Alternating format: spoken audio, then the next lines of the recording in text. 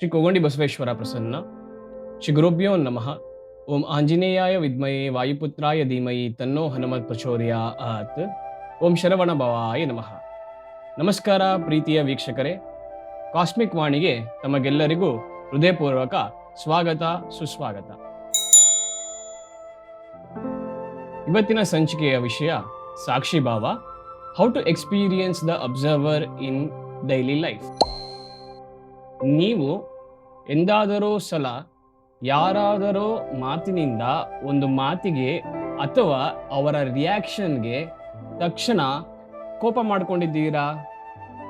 ನೀವಷ್ಟೇ ಅಲ್ಲ, ನಾನು ಸಹ ಕೋಪ ಮಾಡಿಕೊಂಡಿದ್ದೇನೆ. ಚೆನ್ನಾಗಿ ಯೋಚಿಸಿ. ಕೆಲವು ನಿಮಿಷಗಳ ನಂತರ ನಾವು ಸ್ವಲ್ಪ ಶಾಂತವಾಗಿ ಯೋಚಿಸಬೇಕು ಅಂತ ಅನಿಸಿದೆಯೇನು? ಆ ಕ್ಷಣದಲ್ಲಿ ಕೋಪ ಇತ್ತು, ನಂತರ ಅದನ್ನೇ ಗಮನಿಸುವವನು ಕೂಡ ಜೊತೆಗೆ ಇದ್ದ. ನಮ್ಮ ಜೀವನದಲ್ಲಿ ಬಹಳ ಸಲ ನಾವು ನಮ್ಮ ಆಲೋಚನೆಗಳು ಮತ್ತು ಭಾವನೆಗಳಲ್ಲಿ ಕಳೆದು ಹೋಗುತ್ತೇವೆ, ಆದರೆ ಅವುಗಳನ್ನು ಸಹ ಗಮನಿಸುವುದನ್ನು ಕಲಿತರೆ ಏನಾಗಬಹುದು? ಇಂದು ಅದನ್ನು ಈ ಎಪಿಸೋಡ್ನಲ್ಲಿ ಪರಿಶೀಲಿಸೋಣ. ವೀಕ್ಷಕರೇ, ಹಿಂದಿನ ಸಂಚಿಕೆಯಲ್ಲಿ ನಾವು ಸೈನ್ಸ್ ಮತ್ತು ರ್ಯಾಷನಲ್ ಥಿಂಕರ್ಸ್ನ ದೃಷ್ಟಿಕೋನದಿಂದ ವಿಮರ್ಶೆ ಮಾಡಿದ್ದೇವೆ. ಹಾಗೆ ಅಬ್ಸರ್ವರ್ ಬಗ್ಗೆ ಕೂಡ ಪರಿಶೀಲಿಸಿದ್ವಿ. ವೇದಾಂತ, ಸೈನ್ಸ್ ಮತ್ತು ಫಿಲಾಸಫಿ ಈ ಮೂರು ಭಾಷೆಯಲ್ಲಿ ಮತ್ತು ದೃಷ್ಟಿಕೋನದಲ್ಲಿ ಮಾತನಾಡಿದ್ದೆವು. ಆದರೆ ಒಂದು ಪ್ರಶ್ನೆ ಇನ್ನೂ ಕೂಡ ಉಳಿದಿದೆ. ಈ ಅಬ್ಸರ್ವರ್ ಅನ್ನು ಜೀವನದಲ್ಲಿ ಹೇಗೆ ಅನುಭವಿಸಬಹುದು ಎಂದು.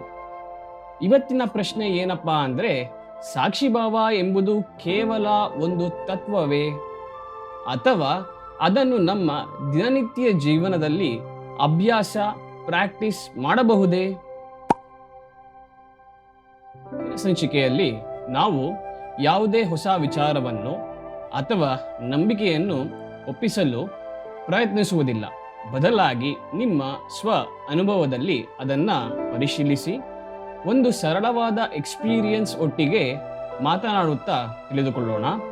ನೀವು ಒಪ್ಪಿಕೊಳ್ಳಬೇಕಾಗಿಲ್ಲ, ಹಾಗೆ ತಿರಸ್ಕರಿಸುವ ಅಗತ್ಯವೂ ಕೂಡ ಇಲ್ಲ.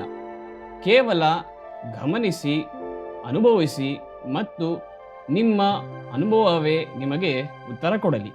ಇದೇ ಇವತ್ತಿನ ಇಂಟೆನ್ಷನ್ ಸೆಟ್ಟಿಂಗ್.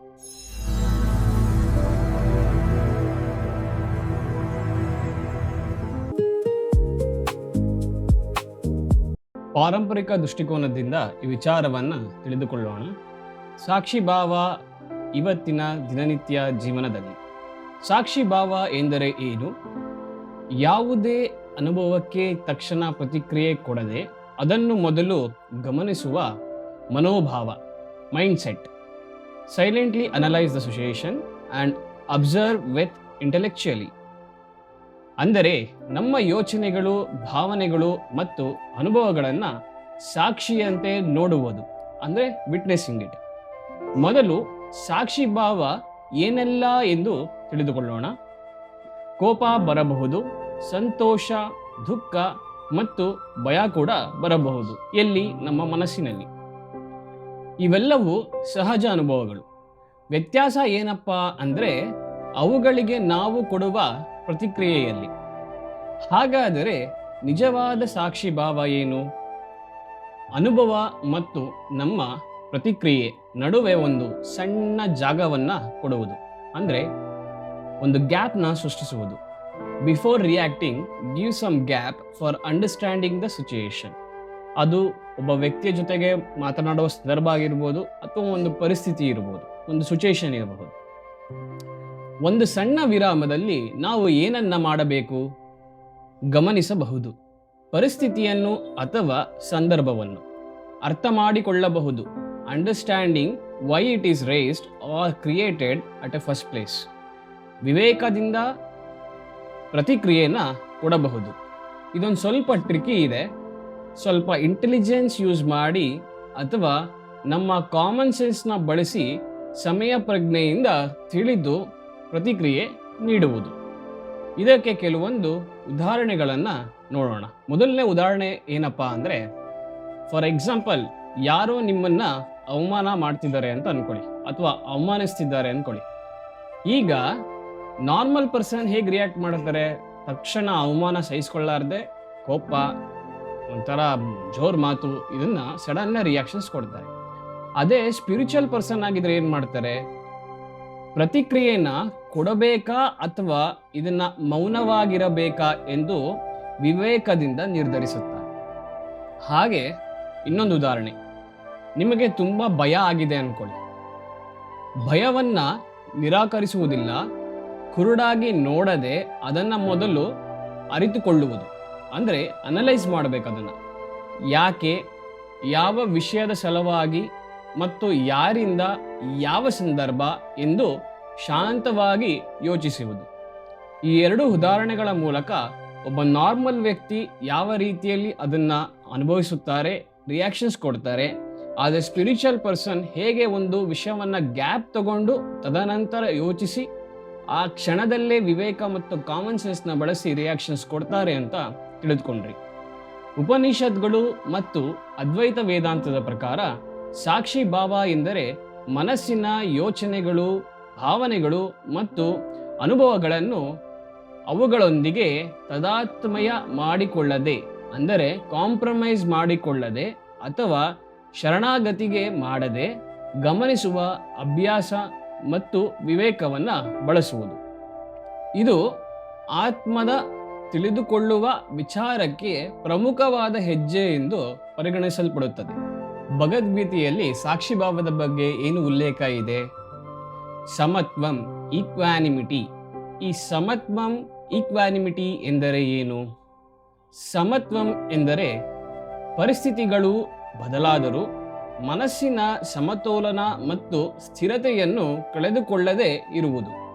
ಇದರ ಅರ್ಥ ಸುಖದಲ್ಲಿ ಅತಿಯಾಗಿ ಹರ್ಷಪಡದೆ, ದುಃಖದಲ್ಲಿ ಮುರಿದು ಹೋಗದೆ ಮತ್ತು ವಿವೇಕದಿಂದ ವರ್ತಿಸುವುದು. ಅಧ್ಯಾಯ 2ನೇ ಶ್ಲೋಕ 48ರಲ್ಲಿ ಹೀಗಿದೆ: ಯೋಗಸ್ಥಂ ಕುರು ಕರ್ಮಾಣಿ ಸಂಗಃ ತ್ಯಕ್ತ್ವಾ ಧನಂಜಯ ಸಿದ್ಧಸ್ಯ ಸಿದ್ಧಯೋ ಸಮೋ ಭೂತ್ವ ಸಮತ್ವಂ ಯೋಗ ಉಚ್ಯತೆ. ಅರ್ಜುನ, ಆಸಕ್ತಿಯನ್ನು ಬಿಟ್ಟು ಯೋಗದಲ್ಲಿ ಸ್ಥಿರನಾಗಿ ನಿನ್ನ ಕರ್ತವ್ಯವನ್ನು ಮಾಡು.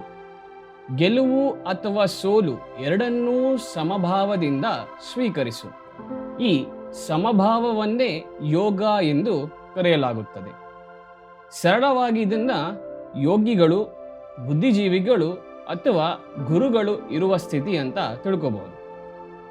ಆದರೆ ವೀಕ್ಷಕರು ತಾವು ಈ ಸ್ಥಿತಿಯಲ್ಲೇ ಇರಬೇಕು ಅಂತಲ್ಲ, ಆ ಸ್ಥಿತಿಯ ಇರುವಿಕೆಯನ್ನು ತಿಳಿದುಕೊಂಡು ತಮ್ಮ ಜೀವನದಲ್ಲಿ ಅಳವಡಿಸ್ಕೊಂಡ್ರೆ ಉತ್ತಮ ಅಂತ ನನ್ನ ಸಲಹೆ. ಪ್ರಾಕ್ಟಿಕಲ್ ಅರ್ಥ ಏನಪ್ಪ ಅಂದರೆ, ಗೆಲುವಿನ ಸಮಯದಲ್ಲಿ ಅಹಂಕಾರ ಬೆಳೆಸಿಕೊಳ್ಳದಿರುವುದು, ಸೋಲಿನ ಸಮಯದಲ್ಲಿ ಆತ್ಮ ವಿಶ್ವಾಸವನ್ನು ಕಳೆದುಕೊಳ್ಳದಿರುವುದು, ಪರಿಸ್ಥಿತಿಗಳಿಗೆ ಬದಲಾಗಿ ಮೌಲ್ಯಗಳ ಆಧಾರದ ಮೇಲೆ ನಿರ್ಧಾರ ತೆಗೆದುಕೊಳ್ಳುವುದು. ಇದಕ್ಕೆ ಸತತ ಅಭ್ಯಾಸೇನ ಕೌಂತೆಯ ಎಂದು ಕೃಷ್ಣ ಹೇಳುತ್ತಾನೆ. ಎಮೋಷನ್ಸ್ ಇರಬಾರದು ಮತ್ತು ಅವುಗಳಿಂದ ನಿನ್ನ ನಿರ್ಧಾರಗಳನ್ನು ನಿಯಂತ್ರಿಸಬಾರದು. Actions without being controlled by emotions.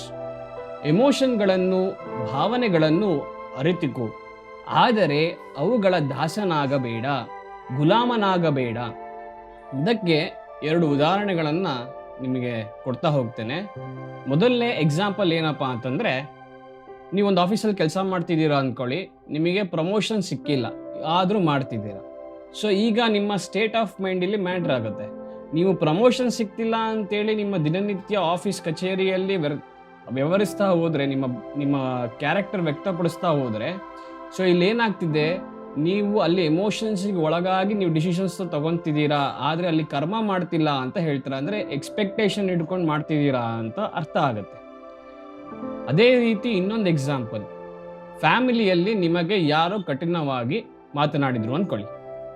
ನೀವು ಅದನ್ನೇ ಹಿಡ್ಕೊಂಡು ಪ್ರತಿದಿನ ಇಡೀ ದಿನ ನೀವು ವ್ಯವಹರಿಸ್ತಾ ಹೋದರೆ ಹೇಗಿರುತ್ತೆ? ಅಥವಾ ಆ ಕ್ಷಣವನ್ನು ಅರಿತು ಅದನ್ನು ತಿಳಿದುಕೊಂಡು ವಿವೇಕದಿಂದ ವರ್ತಿಸಿದ್ರೆ ಹೇಗಿರುತ್ತೆ? ಈ ಅಭ್ಯಾಸ ಮಾಡುವುದು ಒಳ್ಳೆಯದು ಅಂತ ಈ ಭಗವದ್ಗೀತೆಯ ಮೂಲಕ ನಾವೆಲ್ಲ ತಿಳಿದುಕೊಳ್ಳಬೇಕು. ಸೊ ನಿಮ್ಮ ಡಿಸಿಷನ್ಗಳು ಕೋಪದಿಂದ, ಭಯದಿಂದ ಮತ್ತು ಲೋಭದಿಂದ ಅಲ್ಲ, ವಿವೇಕ ಮತ್ತು ಧರ್ಮದ ಆಧಾರದ ಮೇಲೆ ಇರಬೇಕು. ಇನ್ನರ್ ಸ್ಟಡಿನೆಸ್, ಹೊರಗಿನ ಪರಿಸ್ಥಿತಿಗಳು ಬದಲಾದರೂ ಒಳಗಿನ ಸ್ಥಿರತೆಯನ್ನು ಕಾಪಾಡಿಕೊಳ್ಳುವುದು. ಇದು ಎಮೋಷನ್ಸ್ ಇಲ್ಲದಿರುವುದು ಅಲ್ಲ, ಬದಲಾಗಿ ಶಾಂತವಾಗಿ ಯೋಚಿಸುವುದು, ತಾಳ್ಮೆಯಿಂದ ವರ್ತಿಸುವುದು ಮತ್ತು ವಿವೇಕದಿಂದ ನಿರ್ಧಾರ ತೆಗೆದುಕೊಳ್ಳುವುದು ಎಂದರ್ಥ. ಅಧ್ಯಾಯ 2 ಶ್ಲೋಕ 14ರಲ್ಲಿ ಮಾತುಸ್ಪರ್ಶಸ್ತು ಕೌಂತೆಯ ಶೀತೋಷ್ಣ ಸುಖ ದುಃಖ ಆಗಮಾಪನೀಯೋ ಅನಿತ್ಯಸ್ಥಂ ಸ್ಥಿತಿತೀಕ್ಷಸ್ವ ಭಾರತ. ಸುಖ ಮತ್ತು ದುಃಖ ಬಂದು ಹೋಗುವ ಅನುಭವಗಳು, ಅವನ್ನು ತಾಳ್ಮೆಯಿಂದ ಎದುರಿಸು. ಕೆಟ್ಟ ದಿನ ಒಳ್ಳೆಯ ದಿನ ಎರಡೂ ಕೂಡ ಶಾಶ್ವತವಲ್ಲ. ಎರಡನ್ನೂ ಸಮತೋಲನ ಕಾಪಾಡಿಕೊಳ್ಳುವುದು ಮುಖ್ಯ ಅಂತ ಹೇಳ್ತಾನೆ. ಸೊ ನಾವು ಇದನ್ನ ಸುಖ ಮತ್ತು ದುಃಖ, ಒಳ್ಳೆಯ ದಿನ ಕೆಟ್ಟ ದಿನ ಯಾವುದೂ ಕೂಡ ಶಾಶ್ವತವಾಗಿ ಇರುವುದಿಲ್ಲ, ನಿರಂತರವಾಗಿ ಬದಲಾಗ್ತಾ ಹೋಗುತ್ತದೆ. ಹಾಗಾಗಿ ಟೈಮ್ ಈಸ್ ಲೀನಿಯರ್ ಅಂತ ಹೇಳಿ ವೆಸ್ಟಲ್ಲಿ ಹೇಳಿದ್ರೆ, ನಾವು ಈಸ್ಟಲ್ಲಿ ಏನಂತ ಹೇಳ್ತೀವಿ, ಟೈಮ್ ಈಸ್ ಸರ್ಕ್ಯುಲರ್ ಅಂತ ಹೇಳ್ತೀವಿ. ಇದನ್ನು ಹೇಗೆ ಅಪ್ಲೈ ಮಾಡ್ಕೋಬೇಕು ನಮ್ಮ ಡೈಲಿ ಲೈಫಲ್ಲಿ ಅಂದರೆ, ಕೆಲಸ, ಕುಟುಂಬ, ಸೋಷಿಯಲ್ ಮೀಡಿಯಾದಲ್ಲಿ ಮತ್ತು ಜೀವನದ ಸವಾಲುಗಳಲ್ಲಿ ಇದನ್ನು ಅಪ್ಲೈ ಮಾಡ್ತಾ ಹೋದರೆ ನಮ್ಮ ಜೀವನ ಪರಿಸ್ಥಿತಿಯನ್ನು ಬೆಟರ್ ಮಾಡಿಕೊಳ್ಳಬಹುದು ಅಂತ ಹೇಳ್ಬಹುದು. ಈಗ ಸೈಂಟಿಫಿಕ್ ದೃಷ್ಟಿಕೋನದಿಂದ ನೋಡಿದಾಗ ಇದನ್ನ ಸೈನ್ಸ್ನವ್ರು ಏನಂತ ಹೇಳ್ತಾರೆ ಅಂದರೆ ಮೈಂಡ್ಫುಲ್ನೆಸ್ ಆ್ಯಂಡ್ ಎಮೋಷನಲ್ ರೆಗ್ಯುಲೇಷನ್ ಅಂತ ಹೇಳ್ತಾರೆ. Observing thoughts reduces impulsive reactions. ಆಲೋಚನೆಗಳನ್ನು ಗಮನಿಸುತ್ತಾ ತನ್ಮೂಲಕ ಸಡನ್ ಪ್ರತಿಕ್ರಿಯೆ ಕೊಡುವ ಹಠಾತ್ ಪ್ರವೃತ್ತಿ ಅಥವಾ ಹುಮ್ಮಸ್ಸು ಕಡಿಮೆ ಮಾಡುವುದು. ಮೈಂಡ್ಫುಲ್ನೆಸ್ ಅಂದರೆ ಥಾಟ್ಸ್ ಮತ್ತು ಎಮೋಷನ್ ಬಂದಾಗ ತಕ್ಷಣ ರಿಯಾಕ್ಟ್ ಮಾಡದೆ ಮೊದಲು ಅವುಗಳನ್ನು ಗಮನಿಸುವುದು, ನಂತರ ಯಾವ ರೀತಿಯಲ್ಲಿ ಪ್ರತಿಕ್ರಿಯೆ ನೀಡಬೇಕು ಎಂದು ನಿರ್ಧರಿಸುವುದು. ಇದಕ್ಕೆ ಒಂದು ನಿಮಗೆ ಸರಳವಾದ ಉದಾಹರಣೆಯನ್ನು ಕೊಡ್ತೀನಿ. ಈಗ ನಿಮಗೆ ಒಂದು ಥಾಟ್ ಬರ್ತಿದೆ, ಅವನು ಅಥವಾ ಅವಳು ನನ್ನನ್ನು ಡಿಸ್ರೆಸ್ಪೆಕ್ಟ್ ಮಾಡ್ತಿದ್ದಾರೆ ಅಂತ. ನಾರ್ಮಲ್ ಪರ್ಸನ್ ಆದರೆ ಏನು ಮಾಡ್ತಾರೆ, ಇಮಿಡಿಯೇಟ್ ರಿಯಾಕ್ಷನ್ಸ್ ಕೊಡ್ತಾರೆ. ಕೋಪ, ಹಾಶ್ ವರ್ಡ್ಸು, ಅವರಿಬ್ಬರ ಮಧ್ಯೆ ಕಾನ್ಫ್ಲಿಕ್ಟ್ ಆಗುತ್ತೆ. ಅದೇ ಮೈಂಡ್ಫುಲ್ನೆಸ್ ಇರ್ತಕ್ಕಂಥ ವ್ಯಕ್ತಿ ಏನು ಮಾಡ್ತಾನೆ, ಈಗ ನನ್ನ ಮನಸ್ಸಿನಲ್ಲಿ ಉದ್ವೇಗ, ಕೋಪ ಇದೆ, ಸ್ವಲ್ಪ ಯೋಚಿಸಿ ನಂತರ ರೆಸ್ಪಾನ್ಸ್ ಅಥವಾ ಡಿಸೈಡ್ ಮಾಡಬಹುದು ಅಂತ ಹೇಳಿ ಅರಿಯುತ್ತಾನೆ. ಮುಖ್ಯವಾಗಿ ಮೈಂಡ್ಫುಲ್ನೆಸ್ ಅಂದರೆ ಥಾಟನ್ನು ನಿಲ್ಲಿಸುವುದಿಲ್ಲ, ಥಾಟ್ಗೆ ಆಟೋಮೆಟಿಕ್ ರಿಯಾಕ್ಷನ್ ಕೊಡುವ ಪ್ರವೃತ್ತಿಯನ್ನು ಗುರುತಿಸಲು ಸಹಾಯ ಮಾಡುತ್ತದೆ. ಅಂದರೆ ನಿಮಗೊಂದು ಥಾಟ್ ಬರ್ತಿದೆ ಅಂದರೆ ಅದಕ್ಕೆ ತಕ್ಷಣ ರಿಯಾಕ್ಷನ್ಸ್ ಕೊಡದೆ ಆ ಥಾಟನ್ನು ಇನ್ನೊಂದು ಥಾಟ್ ಗಮನಿಸಿ ನಂತರ ಡಿಸಿಷನ್ ತಗೊಳ್ಳೋದು. Mindfulness strengthens attention. ಇದರ ಮೂಲಕ ಮನಸ್ಸನ್ನು ಮತ್ತೆ ಮತ್ತೆ ಪ್ರೆಸೆಂಟ್ ಮೂಮೆಂಟ್ ಕಡೆಗೆ ತರಬೇಕು. ಇದೆಲ್ಲ ಸಾಮಾನ್ಯವಾಗಿ ನಮಗೆ ಎಕ್ಸ್ಪೀರಿಯನ್ಸಸ್ ಆಗಿರುತ್ತೆ. ಇದಕ್ಕೆ ಒಂದು ಉದಾಹರಣೆ ಕೊಡ್ತೀನಿ. ನೀವು ಈಗ ಮೆಡಿಟೇಷನ್, ಧ್ಯಾನ ಮಾಡ್ತಿದ್ದೀರಾ ಅಂತ ಅಂದ್ಕೊಳ್ಳಿ. ನೀವೇನು ಮಾಡ್ತೀರಾ, ನಿಮ್ಮ ಬ್ರೀತಿಂಗ್ ಮೆಡಿಟೇಷನ್ ಮಾಡಬೇಕಾದ್ರೆ ಉಸಿರಿನ ಕಡೆ ಗಮನ ಕೊಟ್ಟಿರ್ತೀರ, ಆದರೆ ಮನಸ್ಸು ಅಲ್ಲಿಲ್ಲೆಲ್ಲೋ ಹೋಗುತ್ತೆ. ಮತ್ತೇನು ಮಾಡ್ತೀರಾ, ಅದನ್ನು ಗಮನಿಸಿ ಮತ್ತೆ ಉಸಿರಿನ ಕಡೆಗೆ ಗಮನವನ್ನು ತರ್ತೀರ. ಈ ರಿಪೀಟೆಡ್ ಪ್ರೋಸೆಸ್ನೇ ಅಟೆನ್ಷನ್ ರೀಅಡ್ಜಸ್ಟಿಂಗ್ ಅಂತ ಹೇಳ್ತಾರೆ. ಇದು ಒಂಥರ ಟ್ರೈನಿಂಗ್ನಂತೆ ಕೆಲಸ ಮಾಡುತ್ತದೆ. Create space before reacting. ಪ್ರತಿಕ್ರಿಯೆ ನೀಡುವ ಮುನ್ನ ಒಂದು ಸಣ್ಣ ಮೆಂಟಲ್ ಸ್ಪೇಸ್ ನೀಡುವುದು. ಸಾಮಾನ್ಯವಾಗಿ ಯಾವುದಾದರೂ ಒಂದು ಈವೆಂಟ್ ಅಥವಾ ಘಟನೆ ನಡೆದರೆ ಇಮಿಡಿಯೇಟಾಗಿ ಎಲ್ಲರೂ ಏನು ಮಾಡ್ತಾರೆ, ರಿಯಾಕ್ಷನ್ಸ್ ಕೊಡ್ತಾರೆ. ಅಂದರೆ ಗ್ಯಾಪ್ ಇಲ್ದಂಗೆ ಕೊಡ್ತಾರೆ, ಸ್ಪಾಂಟೇನಿಯಸ್. ಮೈಂಡ್ಫುಲ್ನೆಸ್ ಇರೋರಾದರೆ ಏನಾಗುತ್ತೆ, ಒಂದು ಈವೆಂಟು ಅಥವಾ ಘಟನೆ ನಡೆದಾಗ ಅದು ಥಾಟ್ಸು, ಎಮೋಷನ್ ನಮ್ಮ ಮನಸ್ಸಿನಲ್ಲಿ ಅಥವಾ ನಮ್ಮ ಬ್ರೈನಲ್ಲಿ ಉತ್ಪತ್ತಿ ಆಗ್ತಿರುತ್ತೆ. ಆ ಕ್ಷಣದಲ್ಲಿ ಪಾಸ್ ಮಾಡಿ ಅದನ್ನು ಯೋಚಿಸಿ ರೆಸ್ಪಾನ್ಸ್ ಮಾಡತಕ್ಕಂಥದ್ದು. ಆ ಸ್ಪೇಸ್ ಗ್ಯಾಪ್ನ ಸಮಯದಲ್ಲಿ ನೀವು ಈಗ ಈ ರೀತಿಯಲ್ಲಿ ಯೋಚಿಸಬಹುದು. ನಾನು ಈಗ ಏನು ಅನುಭವಿಸುತ್ತಿದ್ದೇನೆ, ನನ್ನ ರಿಯಾಕ್ಷನ್ ಸರಿಯಾ, ನಾನು ಹೇಗೆ ರೆಸ್ಪಾನ್ಸ್ ಮಾಡಬೇಕು, ಮತ್ತು ಎದುರಿಗಿರುವ ವ್ಯಕ್ತಿಯು ನನ್ನ ಮಾತಿಗೆ ಹೇಗೆ ಸ್ಪಂದಿಸುತ್ತಾನೆ, ಒಂದು ಸಣ್ಣ ಗಮನವನ್ನು ಕೊಡ್ತಕ್ಕಂಥದ್ದು. Helps emotional regulation. ಇದು ಎಮೋಷನ್ನಿಂದ ಸ್ವಲ್ಪ ಡಿಸ್ಟೆನ್ಸ್ ಕೊಡಬಹುದು ಮತ್ತೆ ರೆಸ್ಪಾನ್ಸಸ್ ಅನ್ನು ಹೆಚ್ಚು ಕಾನ್ಷಿಯಸ್ನೆಸ್ನ ಆಗಿಸಬಹುದು. ಎಮೋಷನ್ಸ್ ಇಂದ ರೆಕಗ್ನೈಸೇಷನ್, ಗುರುತು, ಗಮನಿಸುವುದು, ಅರ್ಥ ಮಾಡಿಕೊಳ್ಳುವುದು, ಪ್ರತಿಕ್ರಿಯೆ ನೀಡುವುದು, ನಂತರ ಅದರ ಮೂಲಕ ರೆಸ್ಪಾನ್ಸಸ್ನ ಕ್ರಿಯೇಟ್ ಮಾಡಿ ಇನ್ನೂ ಚೆನ್ನಾಗಿ ನೀಡತಕ್ಕಂಥದ್ದು. ನ್ಯೂರೋಪ್ಲಾಸ್ಟಿಸಿಟಿ. ನ್ಯೂರೋಪ್ಲಾಸ್ಟಿಸಿಟಿ ಅಂದರೆ ಬ್ರೈನ್ ತನ್ನ ಕನೆಕ್ಷನ್ ಮತ್ತು ಫಂಕ್ಷನಿಂಗ್ನಲ್ಲಿ ಅನುಭವದ ಆಧಾರದ ಮೇಲೆ ಬದಲಾವಣೆ ಮಾಡಿಕೊಳ್ಳುವ ಸಾಮರ್ಥ್ಯವನ್ನು ಹೆಚ್ಚಿಸ್ತಕ್ಕಂಥದ್ದು. ಈ ಪ್ರಾಕ್ಟೀಸ್ ಹೇಗೆ ಮಾಡಬೇಕಪ್ಪ ಅಂದರೆ, ಈ ನ್ಯೂರೋಪ್ಲಾಸ್ಟಿಸಿಟಿನ ಪ್ರಾಕ್ಟೀಸ್ ಮಾಡ್ತಾ ಅದು ರಿಪಿಟೇಷನ್ ಆಗುತ್ತೆ. ರಿಪಿಟೇಷನಿಂದ ಏನಾಗುತ್ತೆ ಅಂತ ನಿಮ್ಮ ಬ್ರೈನಲ್ಲಿ ನ್ಯೂರಲ್ ಅಡಾಪ್ಟೇಷನ್ಸ್ಗಳಾಗುತ್ತೆ. ಅದು ಒಂದು ಹ್ಯಾಬಿಟ್ ಇನ್ಫಾರ್ಮೇಷನ್ ಆಗಿ ಸ್ಟೋರ್ ಆಗ್ತಾ ಹೋಗುತ್ತೆ. ಇಂಪಾರ್ಟೆಂಟ್ ಸೈಂಟಿಫಿಕ್ ಅಂಶ ಏನಪ್ಪ ಅಂದರೆ, ಮೆಡಿಟೇಷನ್ ಬ್ರೈನ್ನ ಪರ್ಮನೆಂಟ್ಲಿ ಚೇಂಜ್ ಮಾಡುತ್ತದೆ ಎಂದು ಹೆಚ್ಚು ಸಿಂಪಲ್ ಕ್ಲೇಮ್ನ ಮಾಡ್ತಾರೆ. ಸೈಂಟಿಫಿಕ್ ರಿಸರ್ಚ್ನಲ್ಲಿ ಕೆಲವು ಬ್ರೈನ್ ಚೇಂಜಸ್ ಮತ್ತು ಫಂಕ್ಷನಲ್ ಡಿಫರೆನ್ಸ್ ಕಂಡುಬರುತ್ತವೆ. ಅವುಗಳನ್ನು ಮ್ಯಾಗ್ನಿಟ್ಯೂಡ್, ಡ್ಯೂರೇಷನ್, ಸಮಯ ಮತ್ತು ಕ್ಲಿನಿಕಲ್ ಸಿಗ್ನಿಫಿಕೆನ್ಸಸ್ ಬಗ್ಗೆ ಇನ್ನೂ ಕೂಡ ಸಂಶೋಧನೆ ನಡೆಯುತ್ತಿದೆ ಎಂದು ನೀವು ತಿಳ್ಕೋಬೇಕು. ಈಗ ರ್ಯಾಷನಲ್ ಥಿಂಕರ್ಸ್ ದೃಷ್ಟಿಕೋನದಿಂದ ಅವರು ಇದನ್ನ ಹೇಗೆ ಹೇಳಬಹುದು ಅಂತ ನೋಡ್ತಾ ಹೋಗೋಣ. There is no mystical observer ಎಂದು ಹೇಳ್ತಾರೆ. ಗಮನಿಸುವವನು ಅನ್ನುವ ವ್ಯಕ್ತಿಯೇ ಇಲ್ಲ, ಇದು ಕೇವಲ ಒಂದು ಅನುಭವವಷ್ಟೇ ಎಂದು. ಇದು ಹೇಗೆ ಎಂದರೆ, ಮೊದಲನೇದು ಸೆಲ್ಫ್ ಅವೇರ್ನೆಸ್, ಸ್ವಯಂ ಜಾಗೃತಿಯಿಂದ ತಿಳಿದುಕೊಳ್ಳುವುದು. ಅದು ಅನುಭವದ ಮೂಲಕ, ಓದಿ ತಿಳಿಯುವುದರ ಮೂಲಕ ಮತ್ತು ಸಮಯ ಪ್ರಜ್ಞೆಯನ್ನು ಬಳಸಿ. ಎರಡನೇದು ಎಮೋಷನಲ್ ಇಂಟೆಲಿಜೆನ್ಸ್. ಸೆಲ್ಫ್ ಅವೇರ್ನೆಸ್ ಇಂದ ಬುದ್ಧಿಜೀವಿಗಳು ತನ್ನ ಎಮೋಷನ್ಸ್ ಅನ್ನ ಗುರುತಿಸಬಹುದು, ಆದರೆ ಆ ಎಮೋಷನ್ಸ್ ತನ್ನ ಡಿಸಿಷನ್ಸ್ ಮತ್ತು ಬಿಹೇವಿಯರ್ ಅನ್ನು ಆಟೋಮೇಟ್ ಆಗಿ ಕಂಟ್ರೋಲ್ ಮಾಡಲು ಬಿಡುವುದಿಲ್ಲ ಅಂತ ಹೇಳ್ತಾರೆ. ಮೂರನೇದು ಮೆಟಾಕಾಗ್ನಿಷನ್ಸ್. ಸೆಲ್ಫ್ ಅವೇರ್ನೆಸ್ ಇಂದ ರ್ಯಾಷನಲ್ ಥಿಂಕರ್ಸ್ ತನ್ನ ಓನ್ ಥಾಟ್ಸ್, ಆಲೋಚನೆಗಳನ್ನು ಅಬ್ಸರ್ವ್ ಮಾಡಿ ತನ್ನ ಅಸಂಪ್ಷನ್ಸ್ ಮತ್ತು ಬಯಾಸಿಸ್ ಸರಿಯಾ ಎಂದು ಕ್ವಶನ್ಸ್ನ ಮಾಡಬಹುದು. ಗಮನಿಸುವ ಪ್ರಕ್ರಿಯೆ ಅದು ರೆಸ್ಪಾನ್ಸ್ ಆರ್ ರಿಯಾಕ್ಷನ್ ಕೊಡುವುದಕ್ಕಿಂತ ವಿಭಿನ್ನ ಎಂದು. ನೋಡಿದ್ರಲ್ಲ ವೀಕ್ಷಕರೇ, ಸಾಕ್ಷಿ ಭಾವ ಎಂಬುದು ನಿರಂತರ ಸಾಧನೆ ಮತ್ತು ಪ್ರಯತ್ನ ಅಂತ ವೇದಾಂತ ಹೇಳಿದರೆ, ಸೈನ್ಸ್ ಹೇಳುವುದು ಮೈಂಡ್ಫುಲ್ ಅಬ್ಸರ್ವೇಷನ್. ರ್ಯಾಷನಲ್ ಥಿಂಕಿಂಗ್ ಏನು ವ್ಯಾಲ್ಯೂ ಕೊಡುತ್ತೆ ಅಂದರೆ ಸೆಲ್ಫ್ ಅವೇರ್ನೆಸ್ನ ಬಗ್ಗೆ. ಇವೆಲ್ಲದರ ನಂಬಿಕೆಗಿಂತ ಸೆಲ್ಫ್ ಅಬ್ಸರ್ವೇಷನ್ ಪ್ರತಿ ಮನುಷ್ಯನಿಗೆ ಉಪಯೋಗ ಎಂದು ಕೂಡ ನಾವು ಇದನ್ನು ಅರ್ಥಕೋಬೇಕು.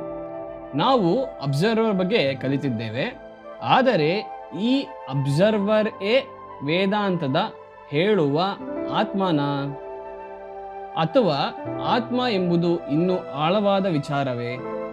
ಇವೆಲ್ಲ ನೋಡೋಣ ಮುಂದಿನ ಸಂಚಿಕೆಯಲ್ಲಿ. ಮತ್ತೆ ಸಿಗೋಣ. ಧನ್ಯವಾದ. ನಮಸ್ಕಾರ. ಓಂ ತತ್ಸತ್.